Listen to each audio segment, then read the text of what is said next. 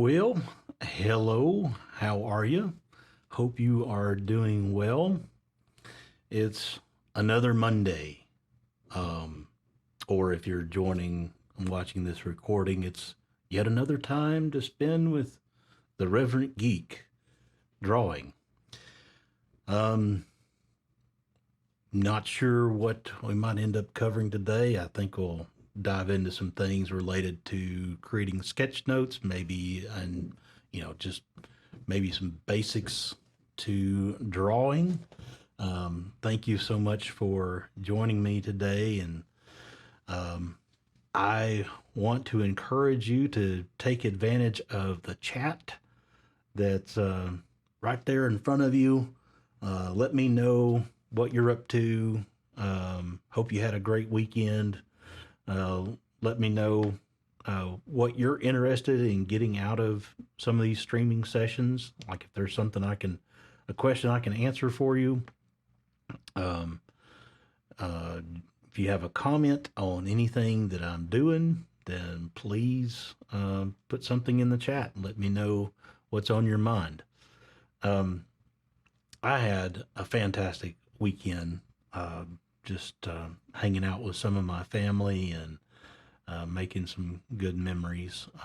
They um, treated me really well over the weekend. It was Father's Day, and I had a great time and made some good memories and recalled, lots of good memories from the past. Spent some time reflecting over um, the years and parts of our families.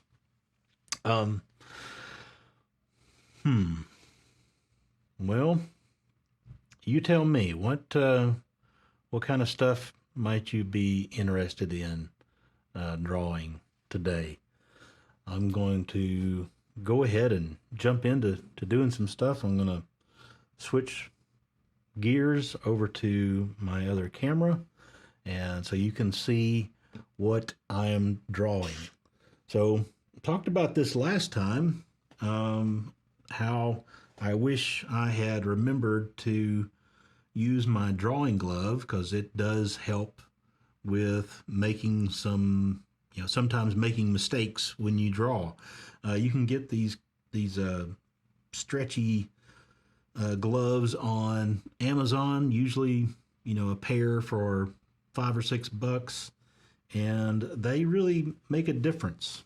They look really weird, uh, they feel kind of weird, but they really help. Like putting my hand on the screen is not going to trigger any kind of odd behavior or stray marks or anything like that. It also just kind of feels good sliding on the screen. Now, um, I do have a screen protector on my iPad. Um, Folks have different opinions on these things. There is a brand called Paperlike, and it has a little bit of texture to it that makes it feel more like drawing on paper. Without a screen protector, when you draw with a pencil, then it's like plastic sliding on glass. It doesn't always feel natural. And there's lots of screen protectors out there that you can get, and pretty much any screen protector will improve the experience. But screen protectors can often change, kind of mute the colors and change the way the screen may look. Paperlike, which, this is not a sponsored advertisement or anything. They're not a sponsor of this channel. I'm just a fan of this particular product.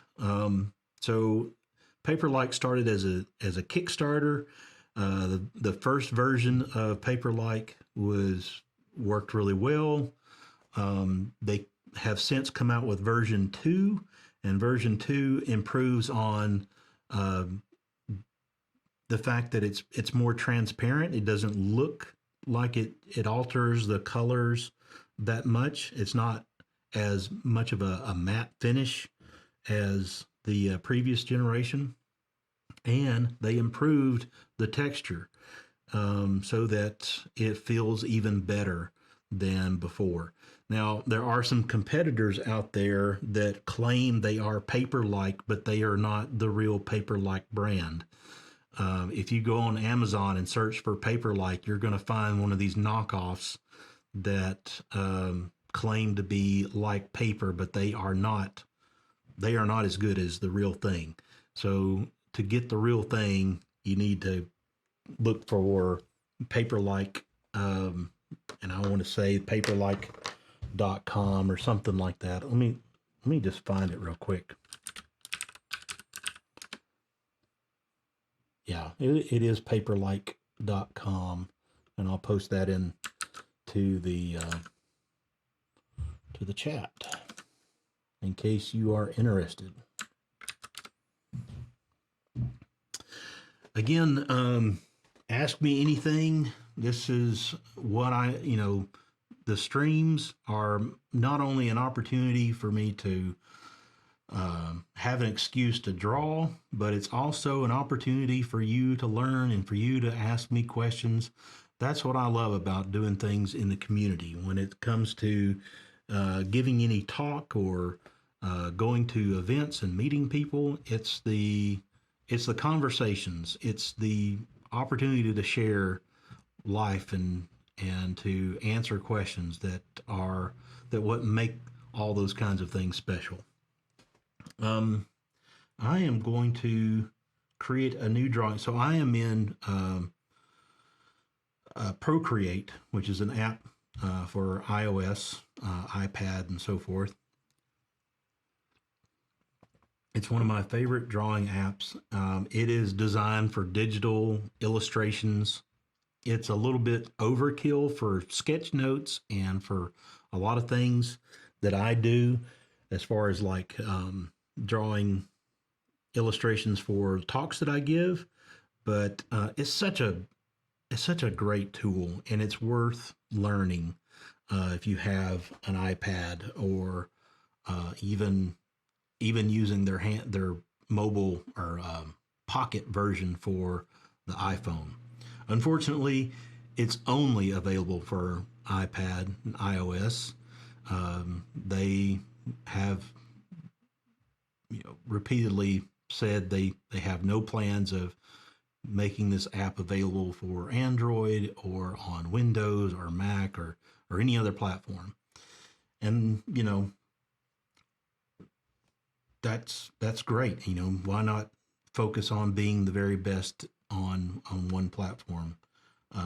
I personally love the hardware of the iPads and the Apple Pencil. I think the hardware is great, and the software that's available is fantastic. All right, I'm going to create a new drawing based on the screen size. And you can pinch and zoom, move things around so that it's where you want them to be. And I think where I want to start today is just with some basic drawing skills. The talks that I give on hand-drawn illustrations and the introductions that I give in talks like public speaking without barfing on your shoes, I talk about how I believe anyone can draw. And I believe if you're starting, or if you feel like you don't have the skills to draw, I believe you can. I'm going to choose a black color, choose one of my favorite pens. I've got a whole bunch of pens. These are the ones that come with the app, the sketching and the inking. Maybe I should choose one of those in case you want to mimic the things that I'm doing. So maybe the Studio pen. It's like a fantastic go-to ink pen that comes with the app. So I've got the Studio pen, and back to the drawing basics. I believe that if you can draw things like dots and dashes and lines, arrows, some shapes, and let's see, maybe some blobs, um, maybe even some crude stick figures and faces. You can draw far more than you may yet realize. Um, you can do so much with just the basic shapes that can make some really to really help you to communicate and to have fun. And that's what I want to encourage you to do. So you can take these basic shapes and start to compose them together. So imagine I want to draw like a coffee cup. Well, a coffee cup is made up of basic shapes like a circle for the top and maybe a U shape for the bottom and another couple of U shapes for the the handle. And you might come in here and color it in, make it look like it's got some coffee. Now, is that the most realistic coffee cup you've ever seen? Is it the most beautiful or or whatever? Art is subjective, and I believe that there's no such thing as bad art. The thing is, can you recognize that as a coffee cup? Sure. You look at that and say, well, that's a cup of coffee or a cup of tea or whatever your hot beverage of choice is. Speaking of which, pardon me. And the same goes for lots of other shapes. So imagine we can take a bunch of squares and let's see, some squares, some triangles, um, and you can draw like a, a city of buildings. And you could add some more details like maybe some windows on some of these buildings. You just draw those as lines across like that. Maybe some smaller lines for a roof. Maybe some smaller squares to represent different kinds of windows. You just need some basic shapes and you can start to draw some really more sophisticated looking drawings. And these are what folks would call doodles. And I think there's so much power and satisfaction and things that you can communicate through just simple drawings that are what you might refer to as doodles. These doodles can also be the visual language that you can use when you're doing sketch notes. So I've talked about sketch notes before. Sketch notes are like some people call them graphic recordings. Like you're watching a presentation. You're sitting in a talk. You're watching someone speak. There's a tutorial, and you want to take notes so that you can remember stuff. Sketch notes allows you to not only take notes and have fun doing it, but creating those visual doodles on the page to go along with whatever words that you're writing down creates a very powerful connection so that you can remember the things that that person is talking about. Let's see. Anyone in the chat want to speak up and tell me how you found me, how you got here, or any questions you got for me? I think I have my my chat settings correct on here correctly. Let's see.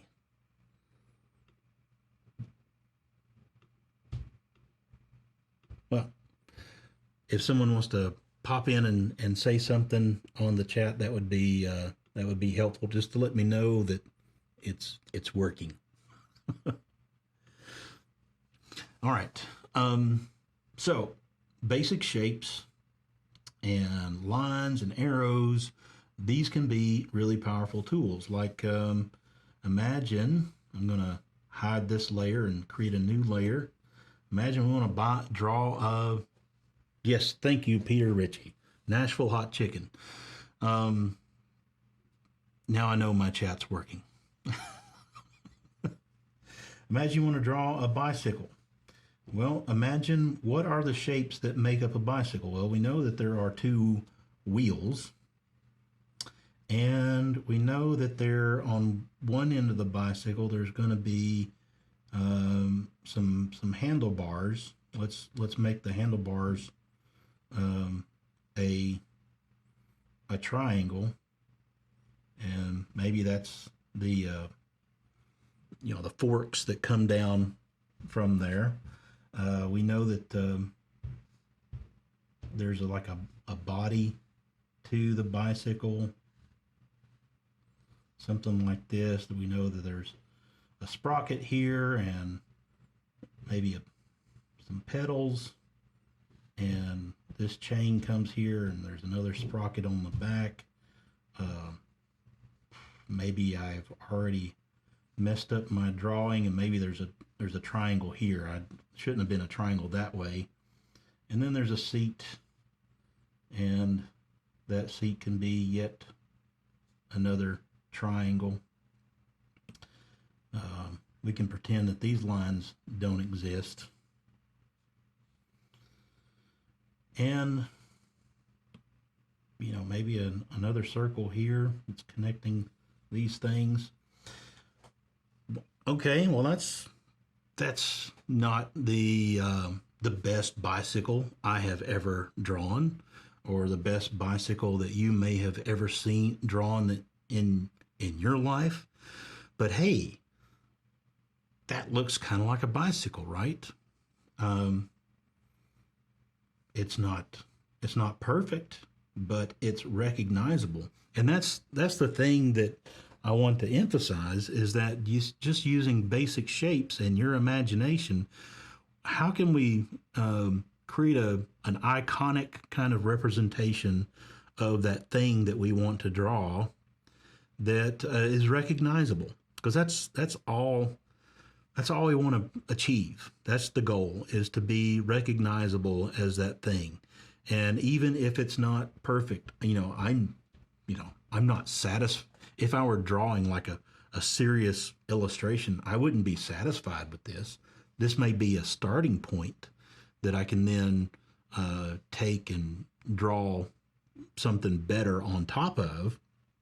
That's the cool thing about digital drawing, is that we can, create a new layer on top, maybe change the opacity of the layer that we just drew, and come back and get more accurate with our drawing. So maybe come in at a slant.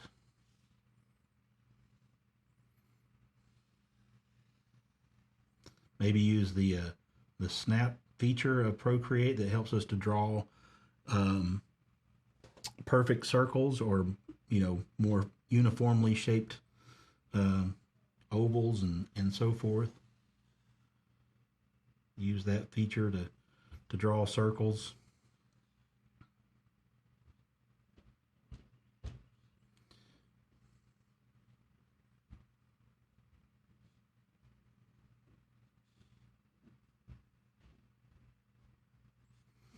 And just come in here and make a better mousetrap. I mean, drawing is essentially taking and refining ideas until you get something that looks more like what it is that you want to draw. So traditional drawing techniques are that you sketch something first, and then you come back and you build upon that sketch, and you keep building and building until you get um, the the thing that you want it to look like. So now, if I hide the layer underneath, it's kind of a better bicycle drawing than before.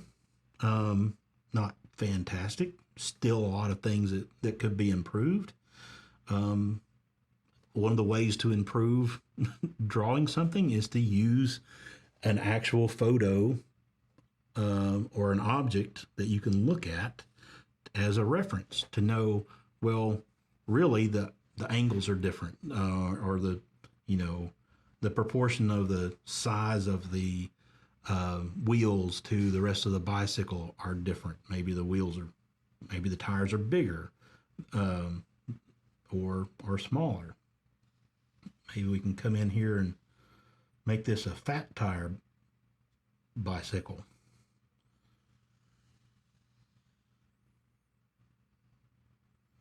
This is lovely. And then maybe draw some spokes. Again, this is, you know, maybe for for the trained person, this is like, oh, that's a terrible drawing. Um, I say it does the job. I say that it's fun to look at. It's visually interesting. If you were to put this, in whatever it is that you're communicating, like your documentation or presentation or something like that, people would find it amusing and enjoy it. It doesn't have to be um, beautiful or completely accurate. So composing shapes are a great way that you can start to draw, and they are the essence of any kind of composing any kind of illustration. All right. So one thing I wanted to talk about today is, started talking about sketch notes, and I want to dive more into helping you to create sketch notes. I think sketch notes are really, really powerful. And again, sketch notes can be like visual note taking, taking notes during meetings or presentations, but also adding these visual elements, these little doodles and embellishments and things that are connecting your brain to learning, to what you're hearing, and it helps you to focus really intently on the information that's being presented. It's an extremely powerful tool. While I'm here, I've been meaning for the last several uh, sessions to share some of the books that have made an impression on me. One of them is this Sketchnote Handbook by Mike Road, Illustrated Guide to Visual Note Taking. This is like a fantastic introduction to the types of what sketch notes are, what are the different types of sketch notes, and what are the techniques that go into building sketch notes. Um, and I love the drawings that he provides throughout that add his personality and his approach to drawing and to creating sketch notes. It can be fun and rewarding, and he goes through lots of techniques, and it's an easy book to go through. It's easy to learn, and he's got guest authors who share some of the things that they do to create sketch notes. So that's a fantastic book. There's this book called The Doodle Revolution by Sonny Brown. And this goes into the power. I mean, this is a really information dense book on the power of visuals and how we can use things like doodles to communicate our ideas and to make our teams more successful, and how we can make our communication more successful. Um, and it's a really fantastic book. And then there's these two books by Williman Brand on visual doing and visual thinking. So I think visual thinking was the first one that he wrote, and empowering people and organizations through visual collaboration. These are, again, somewhat of a business standpoint of um, the value there is in creating visual doodles for communication that can really make a powerful impact into the things that you want to communicate. And very first, or one of the first chapters is exactly what we're talking about today. What are some of the fundamentals of drawing that we can draw on, or we can start with, to help us to do better? Dare to draw, basic skills and guidelines, and they're highlighted. I can't draw, which is hogwash. You may not have the quality of drawing that you kind of envision in your mind that you want to be able to do, but you can draw and you can have a whole lot of fun doing it. And I believe firmly that anyone can draw. So it talks about a visual alphabet. There's lots of things you can build upon. There's lots of in this visual doing. There's it kind of goes further into building upon ideas and coming up with this visual vocabulary that you can use. The cool thing is, drawing and visual sketch notes and all those kinds of things. It's a skill like anything else. And as you're learning a skill, you start to develop a vocabulary. In this case, it's a visual vocabulary. What are some things that you can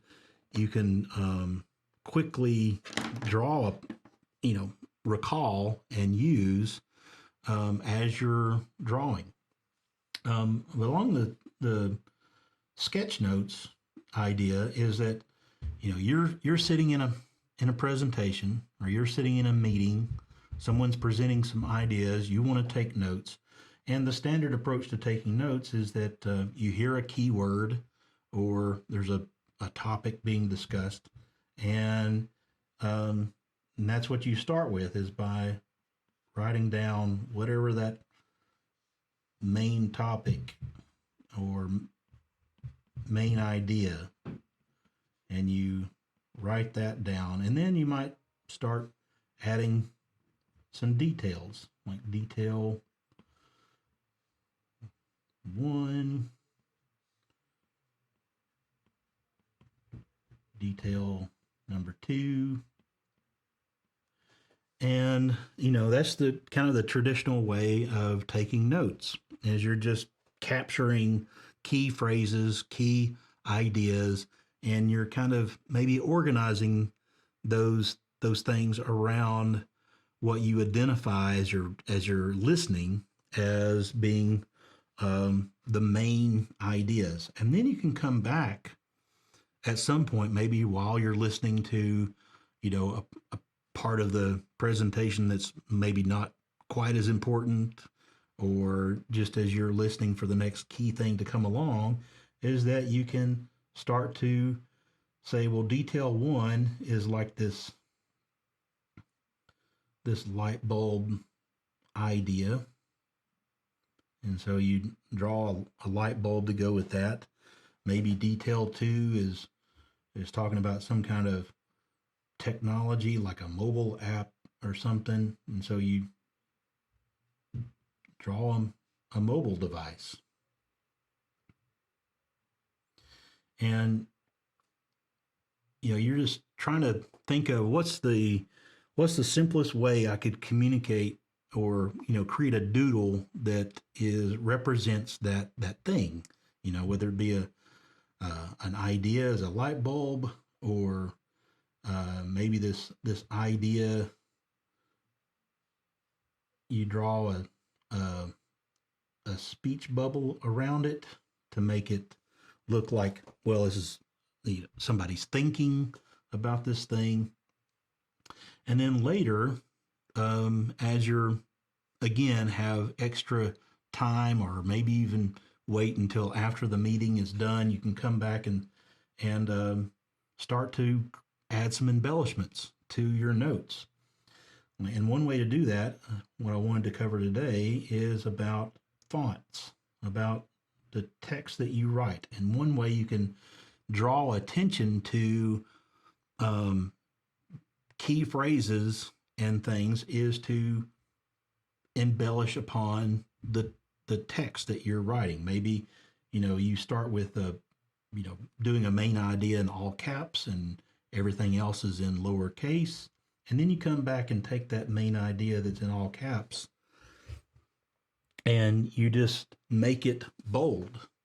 You add, just come back and draw on top of what you did before, and you just make it more bold.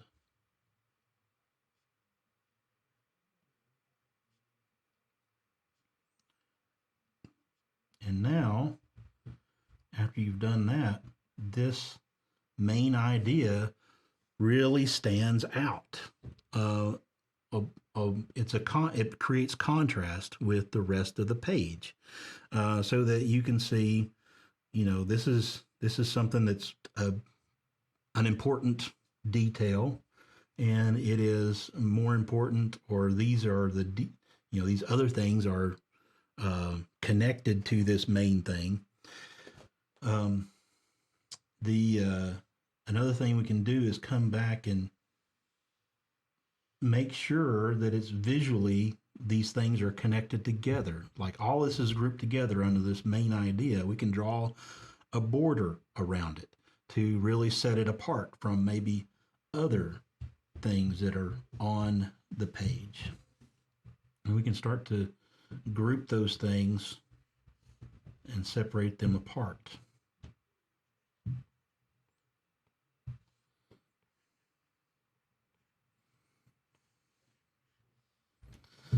And that's kind of the starting point for doing sketch notes and doodles.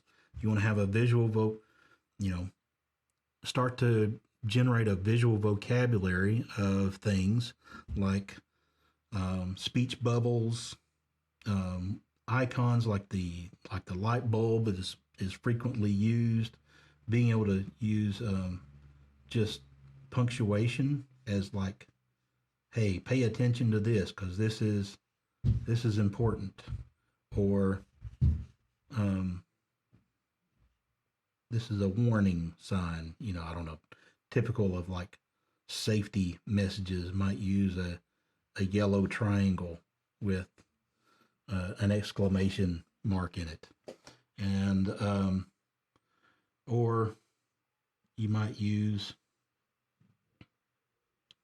a question mark and then surround that question mark with a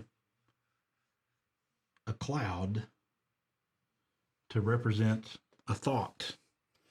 Or maybe you're writing, as you're taking notes, you think of some, it triggers you to think of something that you want to do later. Maybe it's a follow-up question or a follow-up idea, or something that you would like to research or explore sometime after this session or meeting. You could wrap that around a thought bubble to say, I wonder what would happen if we did this, or I wonder, I should look more into this particular idea.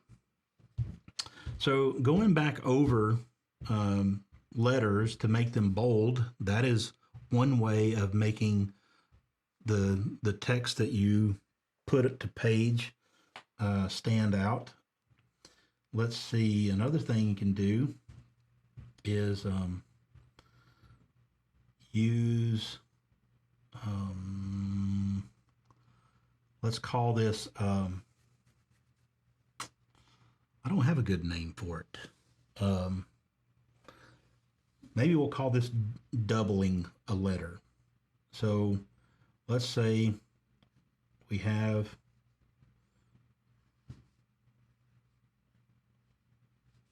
this word drawn out, double, and we go back and we want to make some embellishments to it so that it stands out.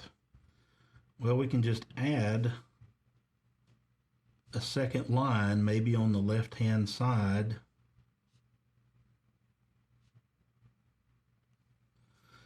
and now that becomes a visually interesting font. And if you're using different colors, like if you have colored pencils or markers that you're taking notes with, maybe you have a black felt tip marker that you're doing your main capturing with, but then you also have a highlighter pen or something like that. You could come back with the highlighter, and I'm going to put this new layer underneath. Maybe you've got a yellow highlighter.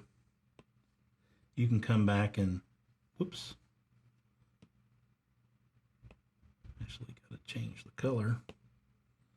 Come back and maybe add that yellow to that double line so that it draws attention, even more attention to that word, using the that additional color. Or you could come back and just fill in that double.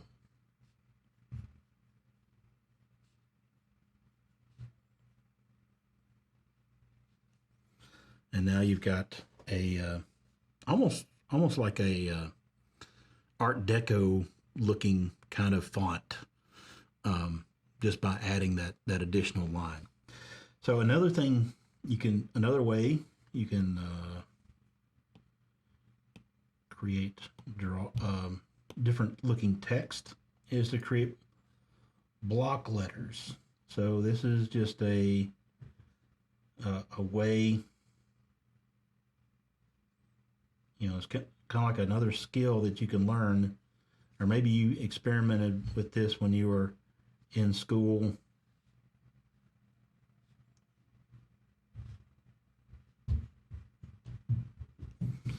But you can learn to make different letters block style.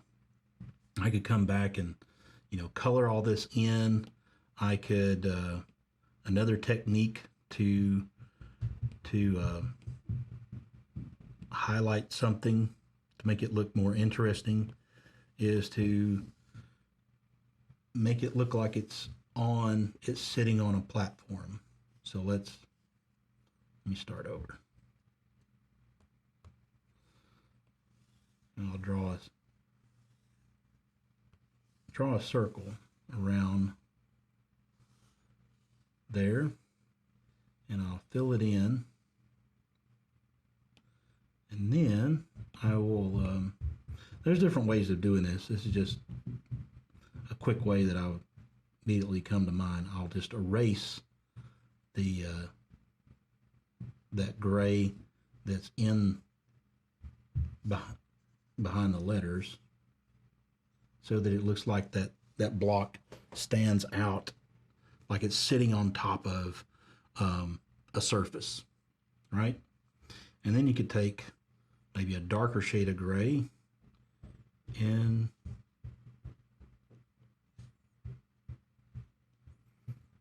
create a little bit of a shadow.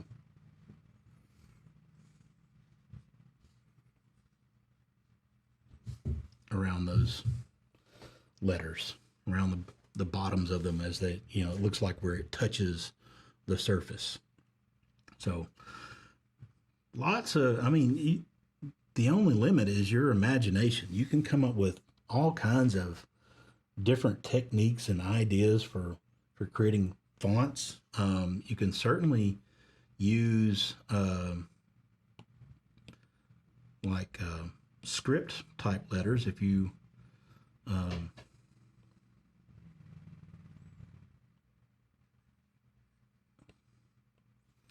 know cursive or some other kind of scripting. You can take advantage of that and use that in places in your sketch notes. You can maybe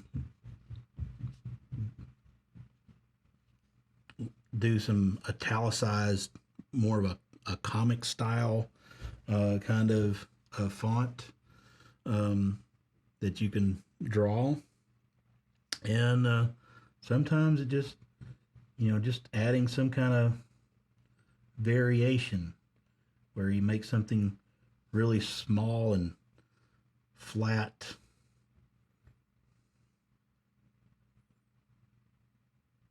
spread out and wide.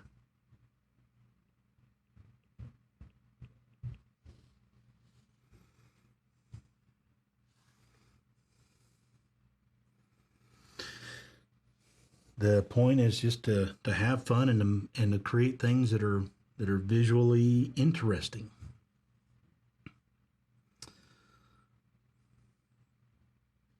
And again, using things like frames and background colors and so forth, you can kind of group ideas together so that it looks like they are all connected together. There's you can create titles for things like some fancy title and then draw a box around it and then maybe make that box look 3D.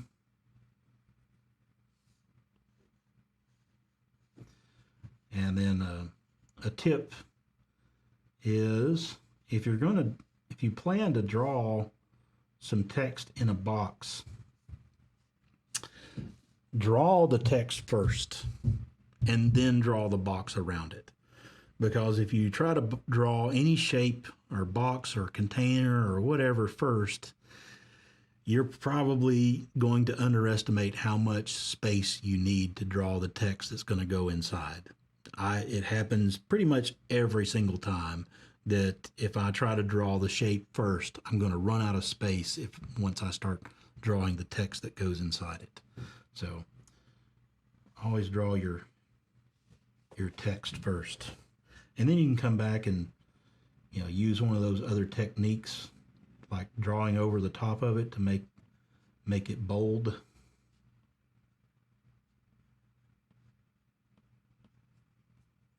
Like that. Another fun thing you used to do in school. Remember, you ever see anybody draw bubble type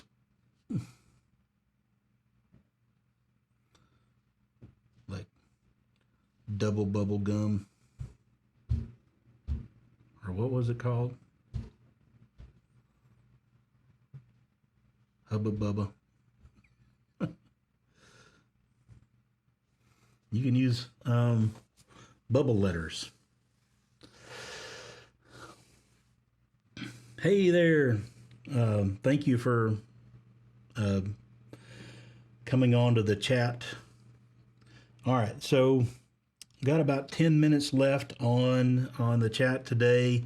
These are the, some of the things that we covered was text and lettering, and briefly talked about creating some frames or boxes or even some icons. We also talked about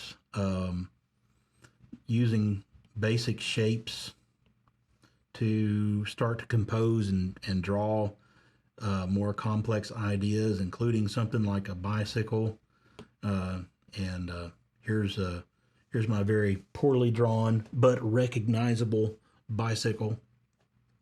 Are there any questions about anything that I've talked about in this stream that you would like for me to answer? Is there anything you would like to see me draw in the next 5-10 minutes that you think would be interesting to see what my approach would be to doing that?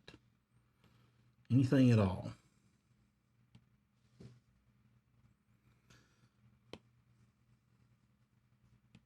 Did I get everything? Here we go.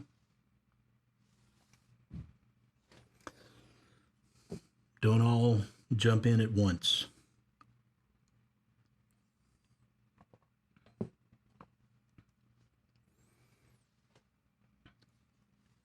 Can you talk a bit about the tools that you use? And yeah, be glad to.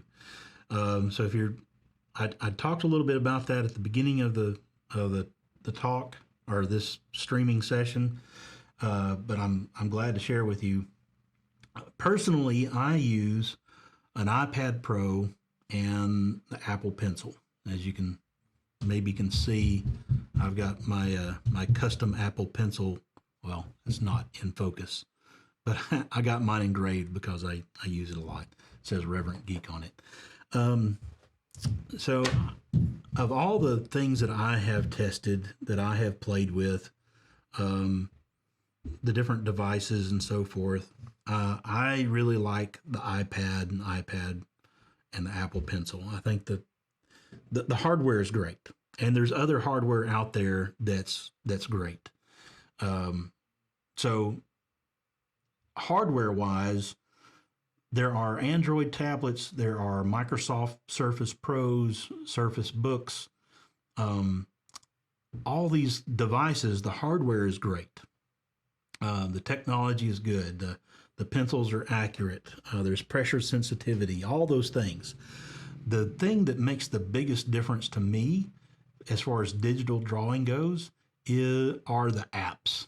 And the apps that are available for iOS are far better than, and there's a far bigger selection of apps than any other platform that I'm aware of. I would highly recommend, if you do have like a Microsoft device or an Android device and you want to know what things are available for those devices, there is a guy on YouTube who I follow that I would highly recommend. His name's Brad Calbo, and I'll type that into the chat. So if you search YouTube for Brad Calbo, you're going to find some of he's got a lot of reviews on his YouTube channel of different drawing devices and applications that are available that you can draw with. And for me personally, Sketches Pro, or I mean Procreate and Sketches Pro by Taya Sui. These are my two go-to apps for drawing on the iPad. You can see I've got most of the talks that I give, like presentations for either technology or whatever. I create my slides using Sketches Pro. Absolutely love it. I like how it makes my handwriting look better. That's one of the reasons why. Because I have naturally terrible handwriting. The other app that I use a lot is Affinity Designer, and this is a vector drawing application. And this is a whole different animal. This is very, very different from traditional drawing. You can create professional looking illustrations with Designer, but it's a really tough learning curve, dealing with the shape system and vectors and so forth. The advantage is when you create something with a vector app, it has infinite scalability. When you're drawing with something like Procreate or Sketches Pro, that those are called raster programs, and if you try to make those images larger, I mean the images themselves are pretty large, so you can do a lot with them. But if you want to make something that can be blown up to the size of a billboard sign, or to go on the side of a building, or something really huge, or just be able to scale to any size without losing any fidelity or um, um, yeah, any kind of detail, then a vector program is the way to go. But very, very different. Um, let's see. Back to Procreate. So Big Hairy Dude asks, cool glove too, is it to prevent handprints or does it help with other things too? So there's a lot of benefits. So the drawing glove that I'm using today has got an extra layer of material on just the bottom side of my hand so that it prevents my hand from registering on the screen. Now, normally the apps do a really good job of what they call palm rejection, where, if you've got your palm rested on the screen and you're drawing, it's usually not going to be a problem. But it can still show up sometimes as like there's a gesture in Procreate where if you press two fingers, you undo, or if you do three fingers, you redo. So that's a really powerful gesture. It really comes in handy. But sometimes when I rest my hand, my bare hand on the screen, it will register as an undo. What gets really frustrating is if you register an undo and then immediately draw something, then you've lost what thing that the undo applied to. So a drawing glove uh, gives me it's easier to draw with because it kind of reduces the friction that my hand has on the screen. It does help prevent um, fingerprints, which is great. I usually don't even pay attention to fingerprints on a device like this. But the main goal is so that it doesn't register um, any of those false positives on gestures and accidentally draw something with the side of my hand. Thanks for the link to Brad's website. That's definitely he not only has a bunch of reviews, he's got some great courses out on Udemy for using Procreate, for using Affinity Designer, and other apps. Highly recommend his courses. I don't yet have any courses to sell you, but maybe someday I will. Until then, definitely go and buy Brad's courses on Procreate or Affinity Designer or whatever tool he may be teaching about that you can learn from. Now, you may be hearing what sounds like a herd of elephants above me, and I think my wife is babysitting some young kids today, so that's always a lot of fun. A few more minutes left before I shut the stream down. Any other questions or anything I can help you with? Any suggestions on topics you would like for me to cover in future streaming episodes with Reverent Geek?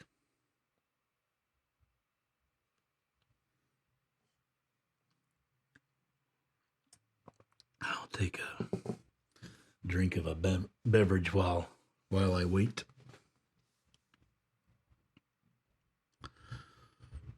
Thank you, Peter. Yes, do please think of some questions for next time. This is what I love about doing streaming like this, is that it's the opportunity for me to interact with folks and to answer questions, and to, I want this to be a community driven thing, not just me blabbing on about whatever comes to mind, but best types of illustrations for slide decks. So I do have an opinion on that. Um, as you can see here, what I've drawn is very much black and white with just maybe a little bit of gray. And this is what I tend to do when I'm drawing my slides as well.